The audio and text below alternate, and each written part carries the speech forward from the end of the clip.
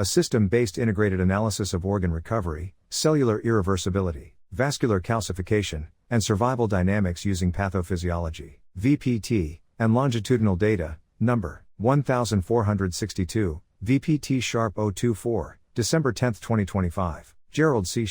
EclaireMD Foundation. Category: Integrative Medical Sciences. Preface: my goal in writing this paper is simple: to help patients understand their own bodies. Many medical papers use complex jargon that most people cannot follow. When the language is too difficult, patients stop reading, and the message never reaches them. As a result, they miss the chance to protect their health. I have spent the past 16 years learning medicine through self-study of more than 10,000 published medical papers, not through formal medical school training. Even I still find much of the medical language hard to understand. This tells me that regular readers will struggle even more. For this reason, in this article, I try to explain reversible organ damage and irreversible cellular damage in clear and simple terms. Patients deserve knowledge they can understand and use to guide their own recovery. Introduction: Biomedical systems, psychology systems, economic systems, social behavior systems, and geopolitical conflict systems appear unrelated. Yet when studied across long time scales using mathematics, physics, and longitudinal data, they reveal the same universal rule: systems deform under repeated load, and only some forms of damage are reversible. In the medical field, organs can recover function when the load decreases. Cells, once structurally damaged, rarely return to their original state. Blood vessels, once calcified, cannot easily reverse the mineralized injury. This article integrates three major domains. 1. Human pathophysiology, focusing on reversible organ dysfunction versus irreversible cellular injury. 2. Math physical modeling using the Viscoplastic Medicine Theory, VMT, and Topology Data Analysis, TDA, and 3. More than 16 years of my personal longitudinal medical data, and my clinical experience with obesity, type 2 diabetes, 5 cardiac events, chronic kidney disease, neuropathy, retinopathy, and a recent hemorrhagic stroke in 2025. My goal is to explain, in simple, scientific and plain English language without using too many medical terms, why certain aspects of health can be restored, while others cannot, why survival systems behave dynamically and nonlinearly, and why numerical modeling often reveals deeper truths than isolated clinical snapshots. Section 1. Organ dysfunction is often reversible, but cellular damage is not. Human organs consist of billions of specialized cells. When the internal metabolic load becomes too high, organs first show functional deterioration without structural destruction. At this stage, many conditions are still reversible. Examples include early-stage heart dysfunction from high glucose or high blood pressure, early kidney overload from sustained hyperglycemia, peripheral nerve sensitivity changes before axonal, the long wire of a nerve cell,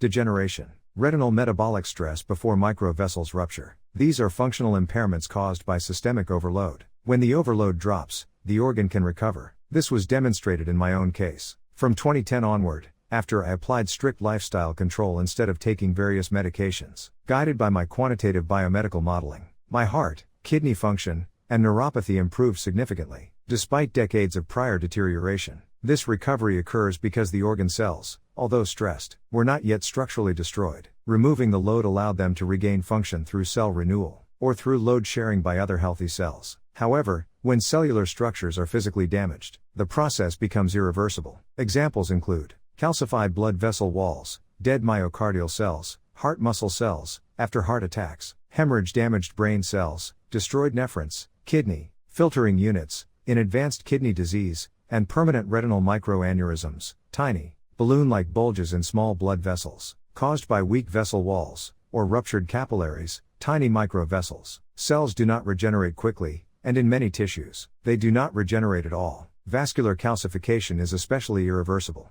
because it reflects mineral deposition inside the arterial wall. That cannot be metabolically reversed once the structural matrix hardens. My cerebral microvascular calcifications are irreversible, resulting from my 20 years, from 1990 to 2009, of T2D conditions. This distinction between reversible organ level dysfunction and irreversible cell level injury is the foundation of modern pathophysiology. My personal medical history provides empirical evidence for this principle. Section 2. A 40-year case study of diabetes, multi-organ injury, and survival. I lived through 40 years of poorly controlled diabetes starting in 1995, leading to 5 heart attacks, chronic kidney disease, peripheral neuropathy, diabetic retinopathy, and ultimately a hemorrhagic stroke on June 21, 2025. These events provide a real-life dataset for studying reversible organ changes and irreversible cellular damage. My organ recovery after 2010 was achieved through persistent and strict lifestyle management, without taking any medications during the recent 16-year period from 2010 to 2025. Before 2010,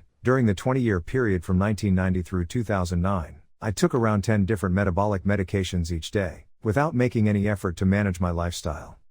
My heart recovered function after 2010. Because the repeated ischemic burden, reduced blood and oxygen supply to the heart, decreased. Functional deterioration reversed, but dead myocardial cells, heart muscle cells, from earlier infarctions.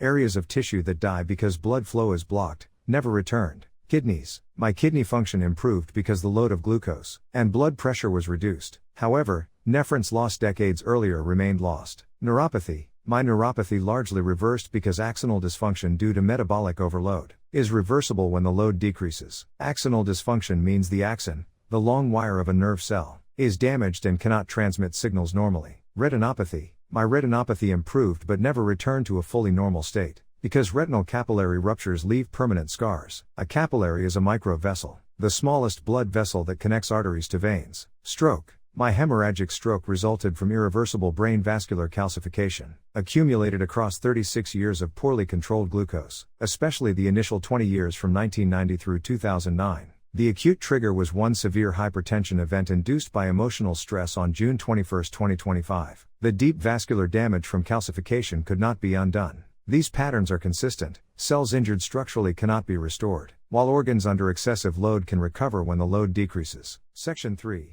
VMT, the physics-based framework for quantifying damage and recovery. The Viscoplastic Medicine Theory.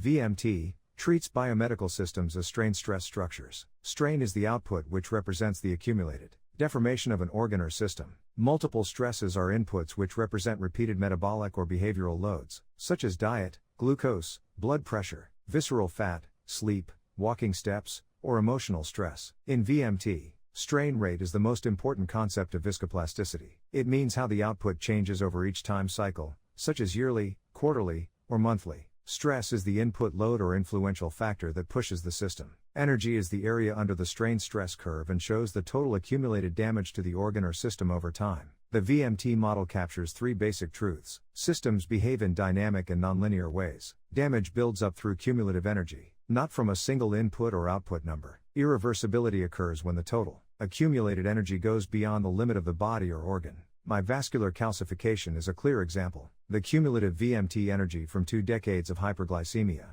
high glucose, exceeded the elasticity of microvascular walls. Once calcification occurred, the system entered the irreversible zone. The hemorrhagic stroke in 2025 was the final event, triggered by acute blood pressure surges, but rooted in decades of accumulated VMT energy. VMT also explains why my organ function improved after 2010. When the total energy load dropped, my organs moved back into a more elastic range, but they still carried some residual damage in the plastic range. The earlier VMT energy had already pushed them beyond their elastic limits, so part of the change became permanent. In other words, recovery was real but only partly reversible. VMT is therefore a bridge among mathematics, physics, engineering, and biomedicine. Section 4. TDA, the geometry-based view of system shape, data, connectivity, and irreversible transitions. Topology Data Analysis, TDA, complements VMT by examining data continuity, geometric shape, and connectivity of multivariate datasets. Instead of focusing on energy, TDA studies the shape of the data manifold, applied to my longitudinal data. When we have a large set of numbers from many variables, the mathematical models look for the main pattern inside them.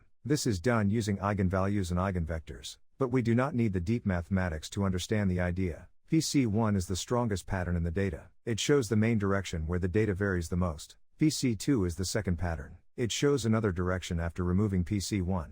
PC3 is the third pattern, showing smaller changes after PC1 and PC2. Simplified topological view. Eigenvector equals the direction the data is moving. Eigenvalue equals how strong that movement is. PC1 is the biggest direction. PC2 is the second direction.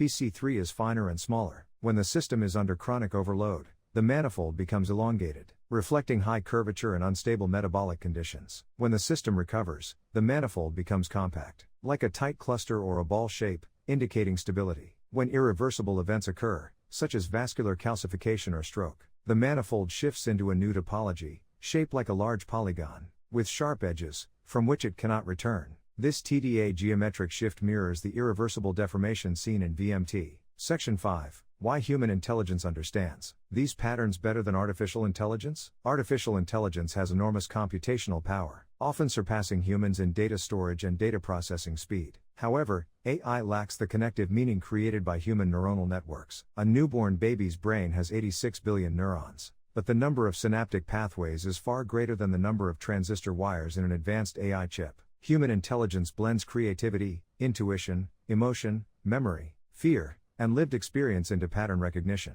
AI repeats patterns but does not understand their meaning. AI cannot explain why a defender in war absorbs more VMT energy, or why a human body under threat mobilizes differently from a body under stability. AI can measure the pattern but cannot explain the deeper reason. This is why, after my stroke, I could immediately connect vascular calcification, emotional stress, and long-term type 2 diabetes induced overload with what I learned at MIT in 1972 about dynamic plastic behavior in bridges that carry heavy truck loads every day, and then collapse when an earthquake strikes. AI would need large and explicit datasets to reach the same insight. Section 6. The Universal Physics of Survival. Across biomedicine, zoology, psychology, geopolitics, social science, and personal health, survival systems follow the same laws. The defender absorbs the most energy. The system reaches irreversibility when cumulative stress exceeds structural limits. Acute triggers reveal, but do not cause, the deeper damage. Recovery is possible only before the irreversible zone is reached. These principles explain why my organs improved when the metabolic load decreased. My vascular calcification did not improve. My stroke was predictable from decades of accumulated VMT energy, resulted from high glucose. Nations under existential threat, like Ukraine, mobilize extraordinary internal energy. Invaders, like Russian, apply force, but do not absorb deformation, such as land loss. Supporters, such as West aids, influence outcomes, but do not bear structural load. This is the universal physics of survival. Conclusion. Across medicine, engineering, behavior study, political systems, and social systems, the same pattern emerges. Various systems deform under repeated load, and only some forms of damage are reversible. My 40-year medical journey provides real-world evidence of these principles. VMT quantifies the energy pathway that leads to recovery or irreversibility. TDA describes geometric transitions as the system moves through stable, unstable, and irreversible states. Pathophysiology explains why organ dysfunction can heal, while cellular destruction cannot. Human intelligence integrates meaning from all these domains, in ways AI cannot yet replicate. The lesson is simple and universal. If we reduce the load early, the system can recover. If we wait too long, the system enters the irreversible zone. This truth applies to hearts,